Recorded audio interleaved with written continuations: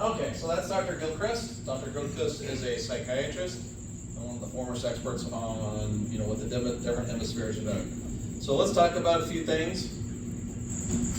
Give you some context here. Okay, so first off, let's talk about these two guys. So this guy is Niccolo Machiavelli. Anybody heard of Niccolo Machiavelli?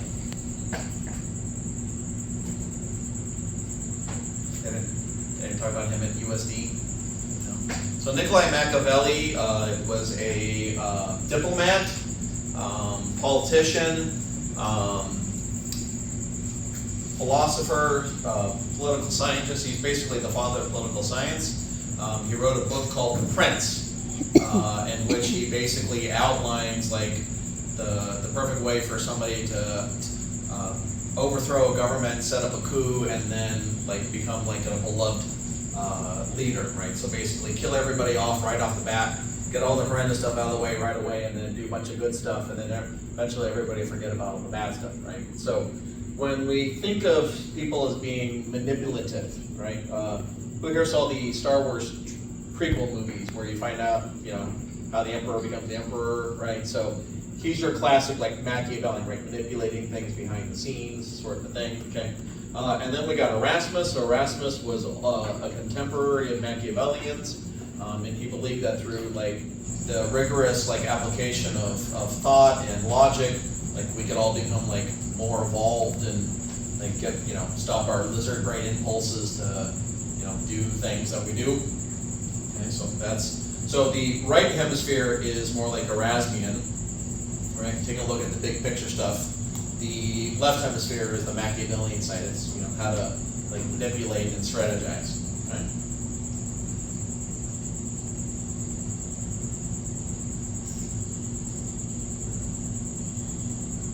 Okay, so this is from Sun Tzu's The Art of War. Anybody heard of that or read that book?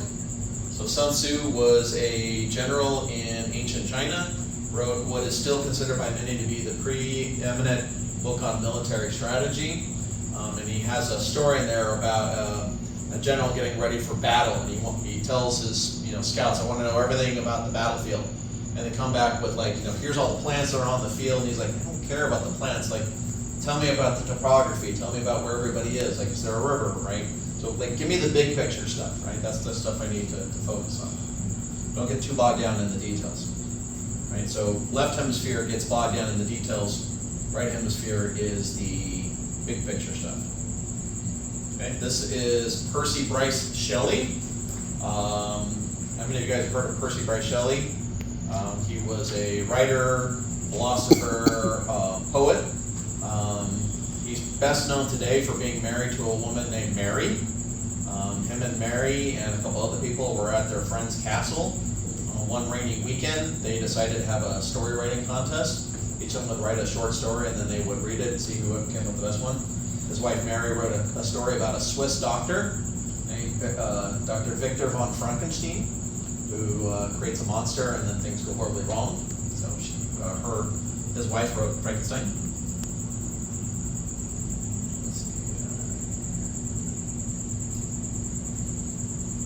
Alright, so here we got some Roman gods and Greek gods here. So we got Zeus, we got Mercury here, or Hermes, depending on which. So Mercury is the Roman god, Hermes is the Greek god. So that's who the famous clothing company is named after. We got Mars, right there, the god of war. Anybody know who this is? So this is Narcissus. Narcissus was, in Greek mythology, an incredibly handsome and beautiful man. One day he came across his own reflection in a pool and became so enamored with his own reflection, he just stayed there and just stared at it nonstop, and then what happened to him? He died, right? He didn't eat, didn't drink, didn't sleep, just stared there at his own image that he was so in love with, and he died. It's from him we get the term narcissist, right? So somebody that's in love with themselves is a narcissist. Let's see here. Okay, Statue of Liberty. Anybody know what this is?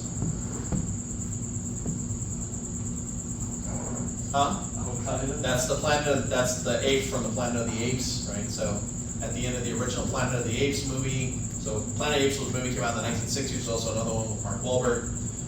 Astronauts land on a what they think is an alien planet in which apes are now like in charge of everything, and humans are basically rounded up and used as slave labor and all that. And he thinks they're on a planet. Turns out it's actually Earth in the distant future, because at the end of the movie they find like what's left of the Statue of Liberty buried in the ground. One of the greatest lines ever in a movie is in that movie. So this is called the prisoner's dilemma, right? So a guy and a robot get caught. They both agree to keep their mouths shut. They get 6 months, right? Which would be the logical thing to do. Right, so this would be what? This would be right brain, right? Ratting them out, ratting your buddy out would be left brain, because left brain is about the immediate, right brain is big picture. This is in reference to a movie called Tron, came out in the early 1980s. So this is the French Revolution, and so they're cutting off Louis the XVI's head. So this guy right here, this is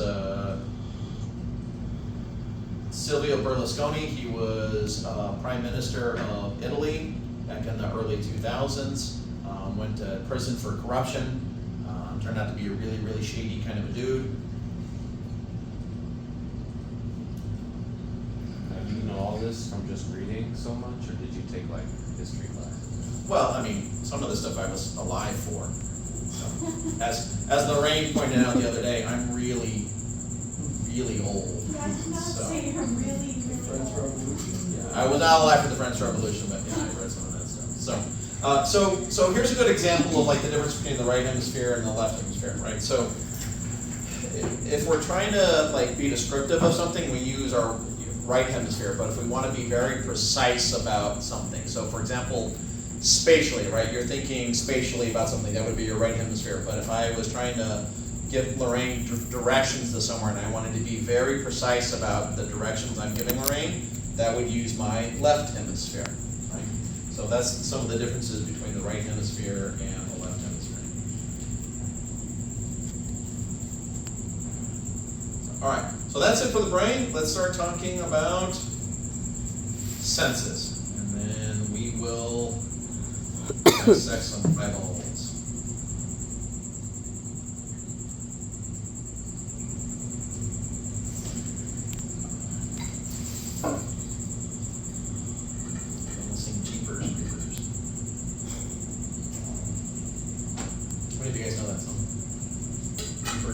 You ever heard Jeepers Creepers? No? No. You'll get the haircut. Huh? And one of the best horror movies of all time. No? You don't like Jeepers Creepers? No. No? Oh. I think that's the first thing I remember Justin Long being in. Yeah. It was a long time ago, though. Oh, yeah. Yeah, I think that was before Lorraine was born. Okay, guys. So now that we're done with the brain in general, we're going to talk about some of the special things, okay? So we have the classic 5 senses, right? So sight, taste, touch, smell, heat, pressure, all of that. Okay? So we're going to talk about, so there is a large amount of brain space devoted particularly to those senses, and especially to vision, right? The vast majority of our sensory processing is for vision, okay? So we got 2 things, we've talked about this before, so we've got sensation and perception, okay? So sensation is formed based on the sensory input, okay? So we've got sensation and perception. Sensation happens locally, perception happens in the particular association area in the brain. So for example, if you had damage to the olfactory center in your brain, even if the sensors in your nose are working fine, you still won't be able to sense that smell, right? Or if you have problems here, right, you won't have them, right? So for example, one of the symptoms of COVID, especially what we call long haul COVID, has been, right, long-term disruptions in people's ability to taste and smell things. Okay? Different receptors respond to different stimuli or have different modalities. What does that mean? Different receptors respond to different stimuli or have different modalities. Like hearing is vibration, but like smell is chemical. Correct, right. So smell receptors only respond to volatile aromatic compounds, right? Pain receptors only respond to damage, right? Hearing receptors only respond to those specific vibrations, right? Photoreceptors only respond to light, right? So we don't get cross signaling, right? You don't hurt yourself and then smell, right, popcorn, okay? So we have different modalities and different stimuli. Every one of the senses that we have can be categorized in 5 broad general categories. So for example, we have chemoreceptors. What 2 senses would be chemoreceptor based? Taste and stuff. Taste and smell, right? So we smell what we call volatile chemicals or aromatic chemicals, and we taste different chemicals, right? So smell and taste are due to chemicals, okay? Which is why we can create artificial flavors and smells, right? We can do that because we create chemicals that are chemically similar to like vanilla, right? What vanilla looks like and stuff like that, okay? We got pain or nociceptors, which detect tissue damage, okay? Thermoreceptors respond to temperature changes, but there is a strong link between thermoreceptors and nociceptors, right? So if temperatures get above or below a certain temperature, what's going to happen And to our pain. tissues? Yeah. Damage, right? Which will immediately set off those nociceptors, right? So if you stick your hand in a pot of boiling water, that's going to cause damage, right? You expose your skin to 50 below temperatures for extended periods of time, right? You're going to start to feel pain very, very quickly. Mechanoreceptors respond to changes in pressure or movement. So that would be hearing as well as like balance, equilibrium, and proprioception. So proprioception is the orientation of your body in space. So how you know that your arm is over your head. Okay? And then photoreceptors, we've already talked a little bit about that in lab, respond to photons of light hitting your eye at specific wavelengths, which we interpret as color, right? And then the amplitude of the wave is how we interpret intensity. So dull red versus like a brighter red, or dull blue versus a much brighter blue. Okay, so again, sensations are feelings that occur when the brain interprets sensory impulses, right? So sensation happens, right, only after the brain has actually picked it up. That's the only time you perceive or sense the pain. And then we also have what's called projection. The brain uses projection to send the sensation back to its point of origin, right? So you cut your finger, right? Pain receptors go up, ow, sends it back down, so you know exactly which one of your fingers you've cut. Right? So you can very quickly pinpoint where things have happened. Or for example, you hear a sound coming this way, right? It's picked up fast. Sooner in your left ear than your right ear, you're going to look in that direction to see where the sound is coming from. So that's projection.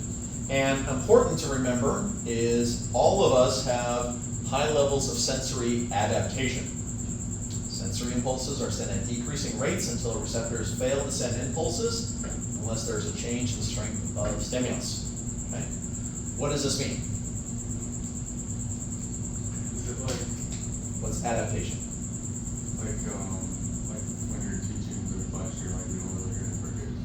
Your brain starts to turn it out. Yep, yeah.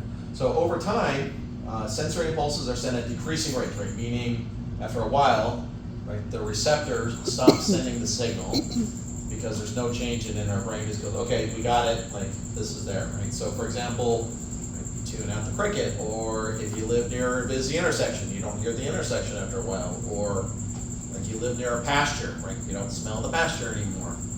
Or like you sit in a hot tub, right? And after a couple of minutes, it doesn't feel as hot anymore, right? That's sensory adaptation, and it happens relatively quickly. All right, so let's first talk about what we call general or somatic senses. So we've got 3 types of receptors that detect pressure and touch. We've got free nerve endings, which kind of just give us very general sensory information, right? So they can tell like something's touching us, right? Or like slight changes in pressure, humidity, things like that. That would be our free nerve endings, okay? We find those kind of spread into kind of like little tendrils right here into the edge of the epidermis. Right? Remember like when you were a kid, you'd like, or you take like a needle and you'd poke it through like the little bit of skin there, like, this doesn't hurt, right? And you go just a little bit deeper, right? Suddenly it hurts, right? So typically the epidermis, when you get right down to the edge epidermis, you can start to feel what's going on there. Okay? So we have the free nerve endings, and then we talked about this Meissner's corpuscle and the Pacinian corpuscle. So Meissner's corpuscle is the one that gives us high detail information about what's right. So pressure, temperature, humidity, right? Sharp, dull, synthetic, organic, all of that kind of stuff like that. And then Pacinian is, again, partially proprioception and pressure sort of a thing. Like we talked about when we talked about the skin, right? If you cut your hand and they numb your hand up, you can feel, right, the needle going in to sew you up, but it doesn't hurt because we have blocked these two, but not this one. That one's deeper now. Then we got the temperature sensors. So temperature sensories respond to changes in temperature, and they have thresholds. So anything above about 45 degrees centigrade, which is 125 degrees, and anything below about 10 degrees Celsius, which is about 10 degrees below zero, that's going to start to hurt. So stick your hand in very cold water or stick your hand in very hot water. It's not going to feel very good. Then we got pain receptors. Pain receptors respond to any type of damage to the body. So pain receptors can be affected by things like chemicals, oxygen, tissue tearing, all of that. I would make the argument that your sense of pain is one of the most important functions that we have. What does pain receptors do? Keeps us safe How? by signaling to move away from things that can be like cause us Stop damage. doing that. It's causing damage to the body, right? So imagine you've got a child who lacks the ability to feel pain. Right? How easy would it be for a child to do lots of damage to themselves without realizing it, right? So, like, how many of you guys touched a stove when you were a kid? Right? Burnt yourself, right? It only takes one time burning yourself before you don't touch the stove again, right? But if you don't know that it's causing any damage, right, how would you know? Okay? So children that lack the ability to feel pain, right, they have to be checked pretty much every day, right, for broken bones, other types of things, because, again, how would you know if you don't have the ability to sense pain? Okay? And we can also have what's called referred pain. Referred pain, it occurs because of what we call common pathways. This is, for example, how things like shingles work. Okay? So we've got areas on our body called dermatomes. This is kind of the theory behind things like acupuncture, right? So we stick it in a certain spot and it's supposed to like help your spleen and things like that, okay? So for example, if I am having a heart attack, right, where might I feel pain? Left arm. Yeah, my left arm. Liver, right? I might be feeling it here in this area, right? If I'm having a kidney infection, low plaque. If I had a urinary tract infection, right, I might feel like discomfort in the abdominal region, okay? So that's what we refer to as what we call referred pain. So this is why when you go in to see a doctor asks, right, doc, I hurt, okay, well, what are you feeling and where are you feeling it, right? This can give a doctor a good starting base of like where to start with diagnostics and testing, see what's going on, right? So if you're feeling a searing pain, kind of right here, right, could be, right, something wrong with your gallbladder, right? Feeling intense pain right here, could be your appendix. Okay, we got two types of pain fibers. We've got acute and chronic pain fibers, right? So one's myelinated, one's non-myelinated. So acute pain fibers are going to give you sharp shooting pains, and chronic pain fibers are going to give you a dull, aching pain, right? So this is one of the many things a doctor is going to ask you when you go into the emergency room, right? Are you feeling a sharp shooting pain or a dull aching pain? So this is why the more descriptive you can be to your doctor, right, the sooner they can start figuring out what's wrong with you through process of elimination. And it's often the chronic pain fibers that become overstimulated. This is what leads to things like chronic pain, so people, fibromyalgia, or other kinds of things. Pain impulses go through the dorsal horn to the thalamus, hypothalamus, and then to the cerebral cortex. So why does it go to the cerebral cortex? What's the function of it going to the cerebral cortex?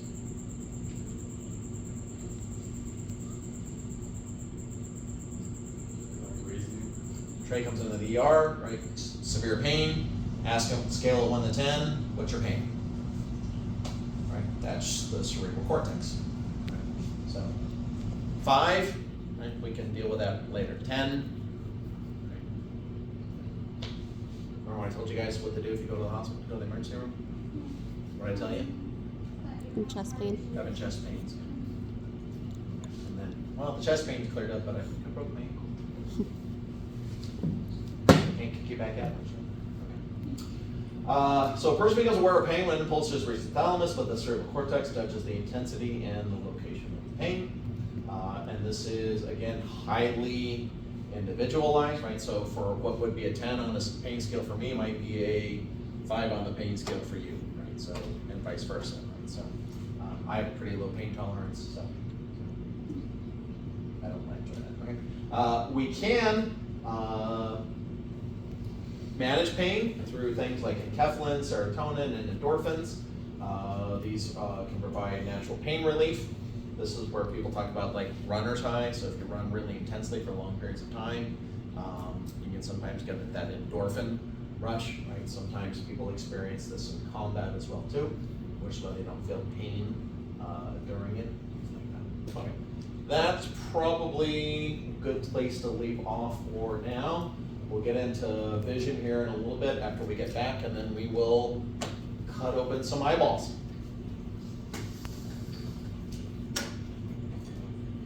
If you want to cut open eyeballs, you don't have to.